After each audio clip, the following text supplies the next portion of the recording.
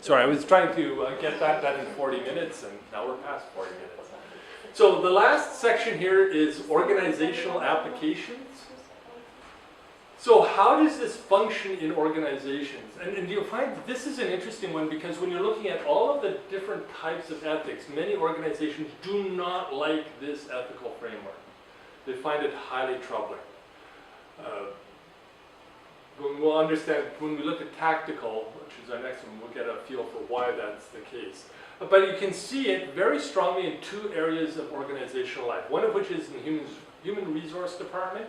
If you talk to your typical human resource director, they are just a rampantly, adamantly human rights oriented person. That's the way they function. They're working hard for fairness in the organization. Which is one of the reasons why the HR director is usually hated by everybody else in the organization. That is, they're usually seen as being at odds with effective performance. And it's because they don't care about performance. They want things like clarity of access, good adjudication, clarity of processes around pay and promote. Most effective managers hate all this stuff. It just gets in their way. Okay? But the HR department wants everybody to function that way, because then they know it's all fair. But the other area, and we can put that, the other area where you see this is in customer relations. Customers expect to be treated fairly. You cannot find a customer who does not expect at a certain level to be treated either fairly or to an advantage to them. Okay? But nobody wants to be treated unfairly, that is, disadvantaged over other customers. They want opportunity to gain the same access as everybody else. It's powerful, and if you do not have a reputation for treating your customers fairly, with that sense of equal distribution of goods, you pay the same amount, you get the same level of goods or services. If you do not perform that way, you get a bad reputation, customers stop showing up.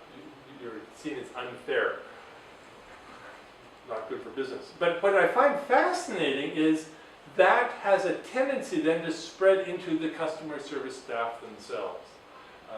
Even if they're on heavy commissions, so they really don't care as long as they're selling, you'll find that even then they start picking up that sense of the fairness that the staff, that the customer wants, is something they need to deliver, that they need to be fair.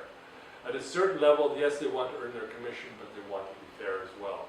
And the less commission, the more they'll be oriented towards fairness as core drive to their working with customers. But that's also going to then drive the way they want to be perceived and function within the organization as a whole. They'll want to see the organization as a fair organization. So this is an important part of organizations. But you know what, this has nothing to do with operations, logistics, strategy, all those things. They're not there. They follow planning, not there. They follow different moral rules. Which means that if these are important parts of an organization and the other parts are following different moral rules, we're now set up with moral conflict within almost every organization. And it isn't always there, but it is often there.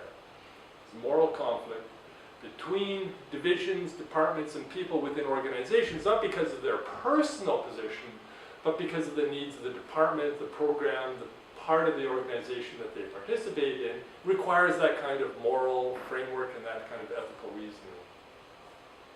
So that brings to the end of the first one here, the equitable. It's powerful stuff. Any questions on that?